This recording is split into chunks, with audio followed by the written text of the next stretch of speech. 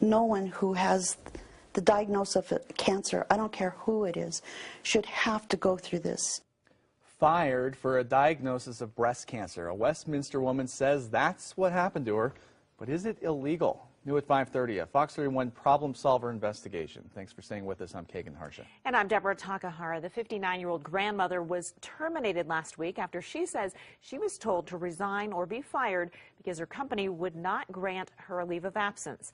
And that didn't sound right to us, so we asked investigative reporter Rob Lowe to take a look. Rob? Deb, Laura Garcia will have a double mastectomy tomorrow after being diagnosed with breast cancer in October.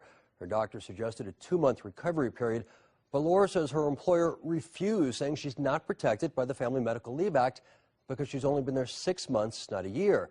But we found that there is another law that does protect Laura.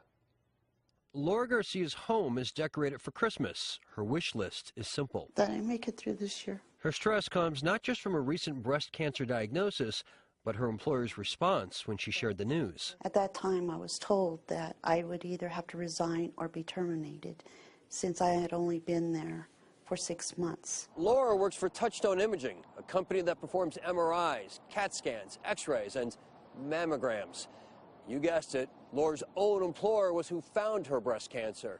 She is, or was, one of their billing specialists. Uncaring, no compassion, and especially when you promote breast cancer awareness. Their website flashes a pink ribbon with the words, highest quality of care and prevention and early detection. It's false. It's false advertising. If they really cared about a person and women nowadays with breast cancer, they would have been there for me. The Fox 31 problem solvers obtained a copy of an email from Laura's supervisor to corporate after Laura refused to resign. It reads, I haven't been able to find anything in the handbook stating that an employee has to resign or be terminated if they don't qualify for a leave of absence or Family Medical Leave Act. To your knowledge, is there anything stating this?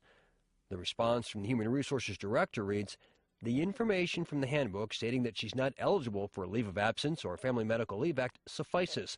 Upon her last day, please complete a termination form. It sounds to me like this is clearly illegal. Employment attorney Paula Greisen says it's true the Family Medical Leave Act does not apply to employees of less than 12 months, but the American with Disabilities Act does.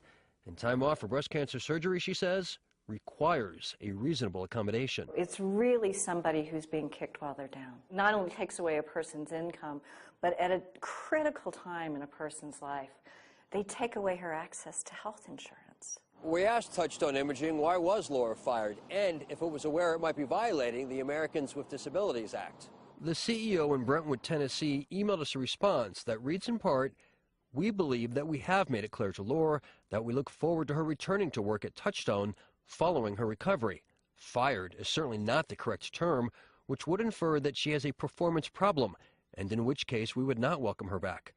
But he doesn't deny Laura's been terminated, and Laura says she doesn't feel welcome back, adding she certainly wasn't offered a reasonable accommodation to work from home during her recovery. I asked her if there's anything I could do in order to keep my job, and she said if she gave me an exception, then she would have to give everybody else an exception. Not satisfied with Touchstone's answers, Fox 31 problem solvers asked more questions, and this afternoon they sent me a new statement saying, and I quote, we are happy to accommodate Laura's personal preferences to remain an active employee at this time. We originally processed her absence in an administrative way that we felt was consistent with federal guideline, knowing all along that she had a workplace family to come back to as soon as she was able. This was not communicated clearly, and we sincerely apologize. Now, this about phase comes just hours after Laura was forced to apply for Medicaid because she didn't know how she would pay for tomorrow's surgery. Rob Lowe, Fox 31 Denver. Great to see they finally fixed it. Thanks, Rob. Well, a woman is under